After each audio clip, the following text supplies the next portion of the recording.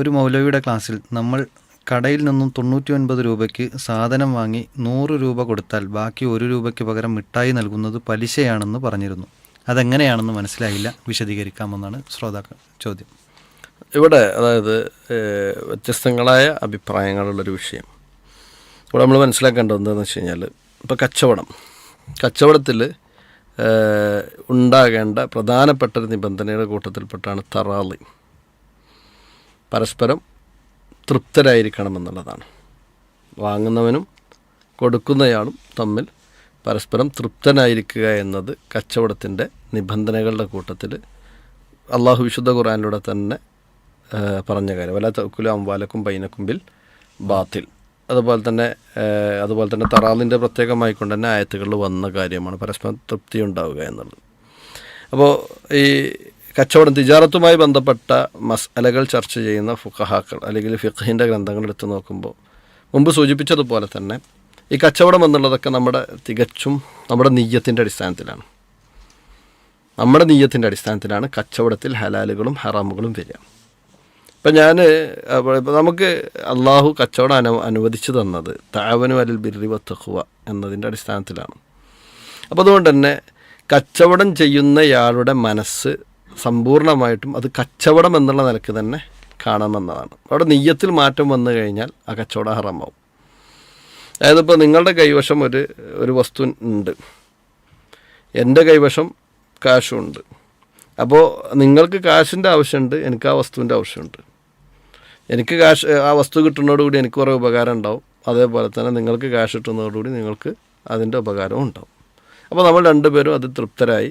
എത്ര രൂപ എന്ന് നിങ്ങൾ പറഞ്ഞു, അത് ഓക്കെ തരാൻ ഞാൻ തയ്യാറാണ്. ആ സാധനം വാങ്ങാൻ ഞാനും തയ്യാറായി. കച്ചവടം നടന്നു. നിങ്ങളെനിക്ക് തന്നു, അതിന് ക്യാഷ് തന്നല്ലേ, ഞാൻ ക്യാഷ് തന്നു, നിങ്ങൾക്ക് സാധനം തന്നു. അതോടുകൂടി എന്തായി? ആ കച്ചവടം അവിടെ കറക്റ്റായി.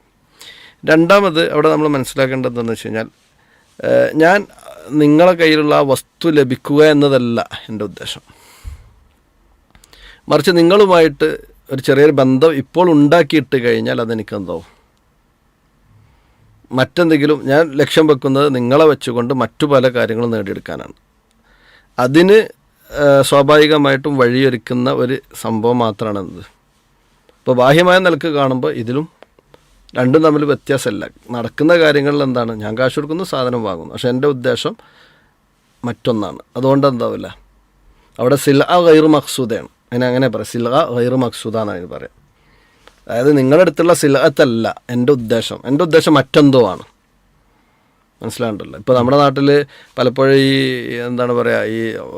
ഈ ഡയറക്റ്റ് സെല്ലിംഗ് എന്നൊക്കെ പറഞ്ഞു വരുന്ന ആൾക്കാരോട് നമ്മൾ സംസാരിക്കണ സമയത്ത് നമ്മൾ പ്രത്യേകം പറയണം, സിൽഅ ഗൈറു മഖ്സൂദാണ് നിങ്ങളുടെ വിഷയത്തിലുള്ളത്. നിങ്ങൾ ഉദ്ദേശിക്കുന്ന എന്തല്ല, ഇവിടെ ഈ സാധനം വിറ്റ് പോകുക എന്നുള്ളതല്ല, അതിൽ വാങ്ങുന്ന ആളും സാധനം വാങ്ങുക എന്നുള്ളതിനേക്കാൾ ഉദ്ദേശം മറ്റു പലതുമാണ്.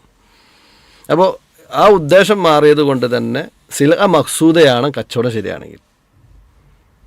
അതെന്താണ് ചരക്ക്, ആ ചരക്ക് വാങ്ങുക എന്ന ഉദ്ദേശം മാത്രമാണ്, ആ ചരക്ക് വിൽക്കുക എന്നുള്ള ഉദ്ദേശം മാത്രമാണ് കച്ചവടത്തിൽ. മറ്റൊന്നും അതിനെന്താൻ പാടില്ല, പ്രതീക്ഷിക്കാൻ പാടില്ല.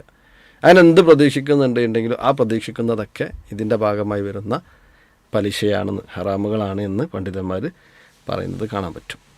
അപ്പോൾ അതുകൊണ്ട് തന്നെ ഇവിടുത്തെ ഒരു ചർച്ചയിൽ വരേണ്ടത് എന്താണെന്ന് വെച്ച് കഴിഞ്ഞാൽ, അപ്പോൾ ഒരാൾ 99 രൂപയ്ക്ക് സാധനം വാങ്ങുന്നു, 100 രൂപ അയാൾ കൊടുത്ത സമയത്ത് ഇദ്ദേഹത്തിൻ്റെ കയ്യിൽ തിരിച്ചു കൊടുക്കാൻ ചില്ലറ കാശില്ലാത്ത സമയത്ത് അദ്ദേഹം ചോദിക്കുകയാണ്, ഞാൻ നിങ്ങൾക്കൊരു മിഠായി തരട്ടെ.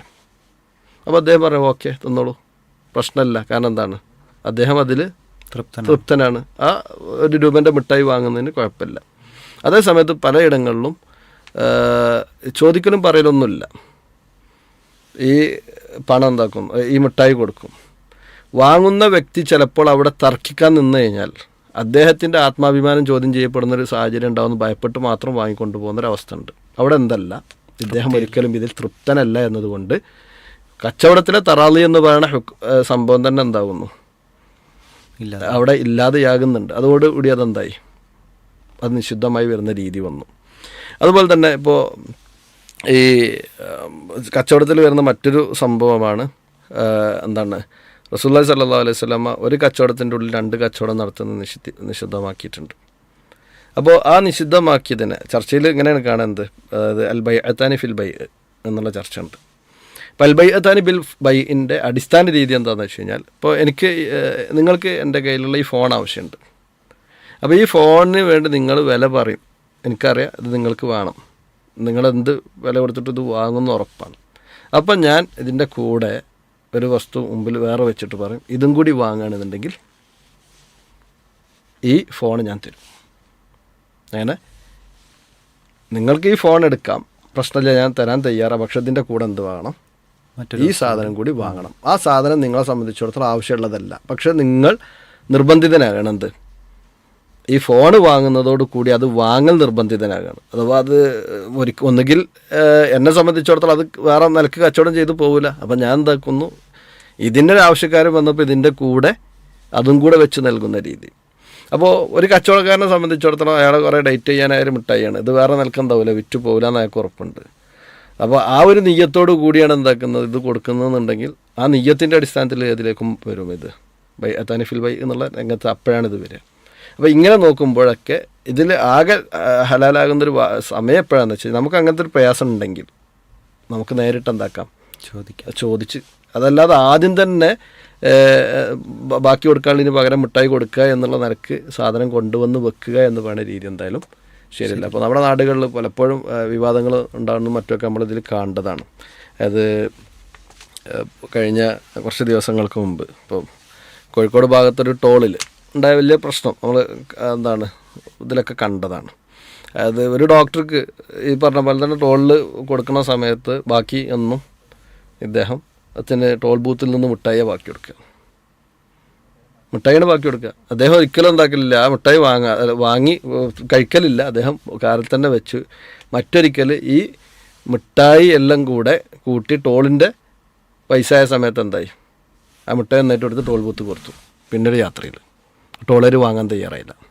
അയാൾ പറഞ്ഞത് എന്താണെന്ന് വെച്ച് കഴിഞ്ഞാൽ, ഞാൻ ഈ മിഠായി കഴിക്കലില്ല, ഈ ഇത്ര ലോക്കൽ മിഠായി ഞാൻ എൻ്റെ മക്കൾക്ക് വാങ്ങിക്കൊടുക്കാറുമില്ല, ഞാനിവിടെ എന്നും യാത്ര ചെയ്യുന്ന വ്യക്തിയാണ്, പോകുന്ന സമയത്ത് എനിക്ക് ബാക്കി തന്നിരുന്ന സംഭവമാണിത്, അതുകൊണ്ട് ഞാൻ എന്താക്കുന്നു, അത് നിങ്ങൾക്ക് തിരിച്ചു തരുന്നു എന്ന് പറഞ്ഞു. അവസാനം അവർ വാങ്ങാൻ തയ്യാറായില്ല.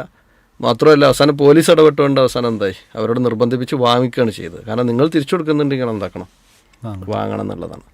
പല സ്ഥലങ്ങളിലെ അവസ്ഥ അതാണ്.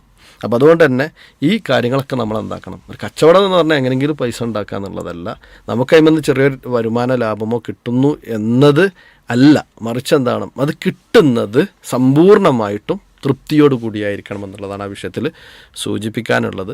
അപ്പോൾ ആ കാര്യം അത് നമ്മൾ പ്രത്യേകം ശ്രദ്ധിക്കുക. കച്ചവടക്കാരെല്ലാവരും ശ്രദ്ധിക്കേണ്ട കാര്യമാണ്. നമ്മൾ എന്തെങ്കിലും പൈസ ക്ലിയറാക്കാൻ വേണ്ടി കൂടുതൽ കൊടുക്കുന്നുണ്ടെങ്കിൽ അത് അവരോട് പറഞ്ഞുകൊണ്ട് തന്നെ അവരുടെ സമ്മതത്തോടു കൂടി കൊടുത്തു കഴിഞ്ഞാൽ തീരാവുന്ന പ്രശ്നമേ ഉള്ളൂ. സമ്മതമില്ലാത്ത ഘട്ടത്തിലാണ് ഇത് വിഷയമായി വരിക എന്നുള്ളതാണ് മനസ്സിലാക്കേണ്ടത്. അല്ലാഹു അഅലം.